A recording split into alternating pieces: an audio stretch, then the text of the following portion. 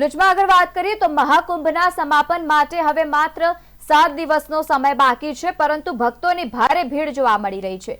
38 દિવસમાં કુલ 55.50 કરોડ શ્રદ્ધાળુઓએ દર્શન કર્યા છે, સ્નાન કર્યા છે। આજે સવારે 8 વાગ્યા સુધીમાં 30.94 લાખ ભક્તોએ સંગમમાં સ્નાન કર્યું છે। આજે મહાકુંભમાં નાણામંત્રી નિર્મલા સીતારમણ સહિત કેન્દ્રીય મંત્રી ગિરિરાજસિંહ અને સાથે જ ઘણા રાજ્યોના મંત્રીઓ પણ પહોંચવાના છે। સોશિયલ મીડિયા પર એક અફવા ફેલાવવામાં આવી રહી છે કે સરકારે ભીડને ધ્યાનમાં રાખીને મહાકુંભનો મેળો માર્ચ સુધી લંબાવ્યો છે, પરંતુ આ અંગે પ્રયાગરાજના ડીએમએ પણ તેને લઈને માહિતી આપી અને કહ્યું છે કે અફવા ઉપર ધ્યાન ન આપો। મહાકુંભ મેળાનું સમયપત્રક મુહૂર્ત અનુસાર જાહેર કરવામાં આવે છે અને અગાઉથી નક્કી કરવામાં આવે છે।